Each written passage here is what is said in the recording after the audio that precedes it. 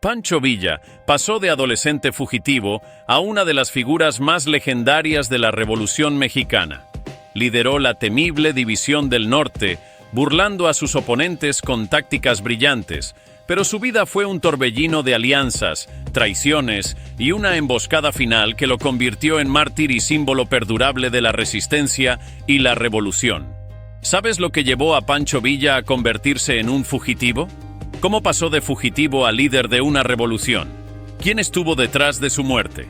Quédate con nosotros para averiguar todos los detalles de la apasionante vida de este carismático personaje, clave en la historia de México.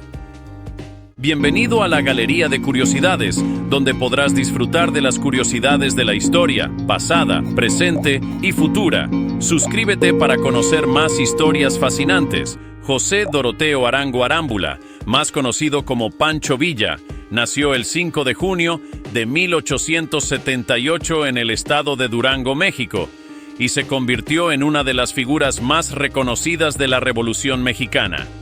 Su historia de vida entrelaza heroísmo, bandidaje y un compromiso inquebrantable con su visión de la justicia social.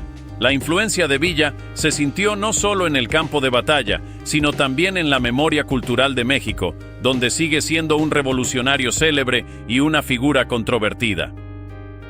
La vida temprana de Pancho Villa estuvo marcada por las dificultades. Nacido en una familia de campesinos, trabajó desde muy joven para mantener a su familia, especialmente después de la muerte de su padre, por lo que nunca pudo ir a la escuela.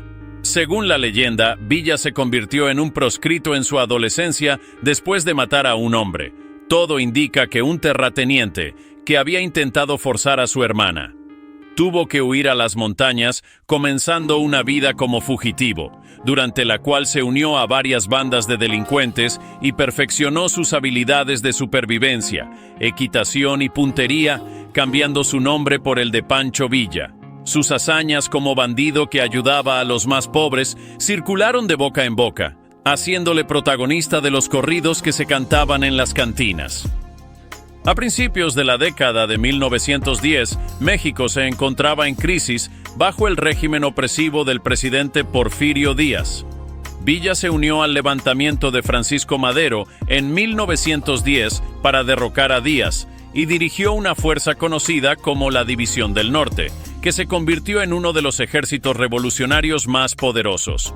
Mostró liderazgo y brillantez táctica, como el uso de ferrocarriles para transportar tropas rápidamente y la guerra de guerrillas. En una batalla llegó a poner sombreros sobre estacas para simular ser más soldados y obligó al enemigo a retirarse. Sus esfuerzos fueron fundamentales para derrotar a las fuerzas de Díaz y contribuir a la victoria de Madero en 1911, pero los siguientes años iban a ser tumultuosos, llenos de traiciones. Pancho Villa tuvo que colaborar con el general Victoriano Huerta, uno de los personajes más siniestros de la historia mexicana, que había sido designado por Madero para sofocar un alzamiento. Victoriano Huerta se sentía amenazado por la brillantez de Villa y llegó a procesarlo por insubordinación, condenándolo a ser fusilado. Tras la mediación de Madero, la Pancho Villa acabó en la cárcel, donde aprendió a leer y escribir y de donde se fugó en 1912. Después del asesinato de Madero en 1913 por fuerzas leales al general Victoriano Huerta, Villa se alió con Venustiano Carranza y Emiliano Zapata para derrocar a Huerta. Durante esa época, Villa capturó y controló grandes franjas del norte de México, siendo incluso gobernador de Chihuahua. Como gobernante, tomó medidas que beneficiaban a los más pobres y desempleados, como fundar escuelas o abaratar el precio de la comida, ganando mucho apoyo entre las clases más necesitadas. Pronto surgieron tensiones entre Pancho Villa y Carranza, que lo despreciaba por su reputación de bandolero, y en 1914 ya eran enemigos declarados. En octubre de ese año, Carranza citó a las fuerzas revolucionarias a la Convención de Aguascalientes, de la cual salieron reforzados tanto Pancho Villa como Emiliano Zapata, suponiendo la huida de Carranza a Veracruz, donde estableció su gobierno. En diciembre de 1914, Villa y Zapata entraron en Ciudad de México y establecieron el gobierno de la Convención. Las fisuras entre Villa y Zapata supusieron el regreso de este último al sur de México, dejando solo a Villa para defender Ciudad de México, siendo derrotado en 4 grandes enfrentamientos contra Carranza que supusieron su regreso victorioso a la capital. La caballería de Villa no pudo derrotar a las trincheras, alambres, artillería y ametralladoras del ejército de Carranza. El cambio de apoyo del gobierno estadounidense, liderado por el presidente Woodrow Wilson, a Carranza debilitó aún más a Villa, que acabó replegándose en Chihuahua.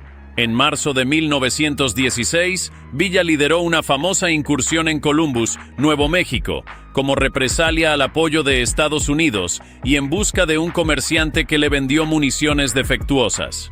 Este ataque provocó que Estados Unidos enviara al general Blackjack Pershing a México para capturar a Villa, pero Pancho Villa logró evadir las fuerzas de Pershing. En 1920, después del asesinato de su antiguo adversario Carranza, Villa negoció la paz con el nuevo gobierno del presidente Adolfo de la Huerta. Se le permitió retirarse a una hacienda en Canutillo, Durango, donde vivió tranquilamente con un pequeño séquito.